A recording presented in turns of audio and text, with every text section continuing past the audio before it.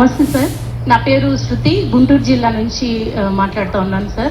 ముందుగా ఈ అవకాశం ఇచ్చినందుకు మంత్రివర్యులు గారికి నా హృదయపూర్వక ధన్యవాదాలు తెలుపుకుంటా ఉన్నాను సార్. మేము జోన్ 3 నుంచి పంచాయత్ సెక్రటరీగా పనిచేస్తూ ఉన్నాము సార్. మా ఈ జోన్ 3 సమస్య అందరికీ ప్రమోషన్లు కానీ వీని ఎరుగని రీతిగా చాలా బల్క్లో ప్రమోషన్స్ వచ్చాయి. అందరూ చాలా సంతోషంగా ఉన్నారు. అయితే మా జోన్ వరకు వచ్చేసరికి కనీసం గ్రేడ్ 3 నుంచి 2 కూడా వెళ్ళలేని పరిస్థితి సార్. ఒకరి మీద ఒకరు కేసెస్ వేసుకోవటం వల్ల మేమే ఆగిపోతూ ఉన్నాము. దయచేసి మీరు మా గురించి ఆలోచించి ఏదైనా ఒక నిర్ణయం తీసుకొని మా అందరికి ప్రమోషన్కి మీరు సహకరించాలని కోరుకుంటున్నాను. ఎందుకు కేసులు వేసుకున్నారు sir? With your permission sir.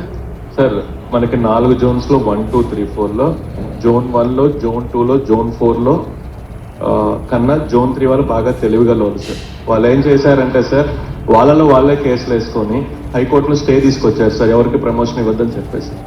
ఇప్పుడు తీసుకొచ్చి మనల్ని సెటిల్ చేయమన్నారు sir. Sir, with your permission, already వాళ్ళ అసోసియేషన్ వచ్చి మీతో మాట్లాడినప్పుడు లాస్ట్ టైం మీరు ఏఏజీ గారికి కూడా ఇన్స్ట్రక్షన్ ఇచ్చారు ఈ కేసు తొందరగా చేయమని. ఎల్లుండిది హీరింగ్ వస్తుంది సార్ హైకోర్టులో. మోస్ట్లీ ఎల్లుండి ఫైనల్ డెసిషన్ వస్తుంది. అంటే నా ఉద్దేశంలో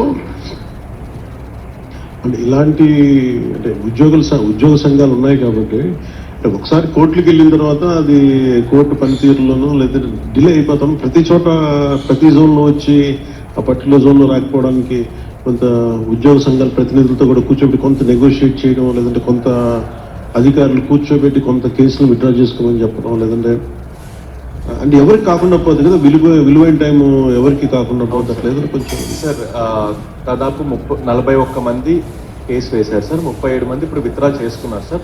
ఒక 4 ఇంకా కేసు ఫైట్ చేస్తున్నారు సార్. ఫైనల్ హీరింగ్ ఎల్లుండి వచ్చింది సార్. ఎల్లుండి తర్వాత మోస్ట్లీ మనకు ఒక జడ్జిమెంట్ వచ్చేస్తుంది సార్. ఇంకేమో మీరు చెప్పండి అమ్మా.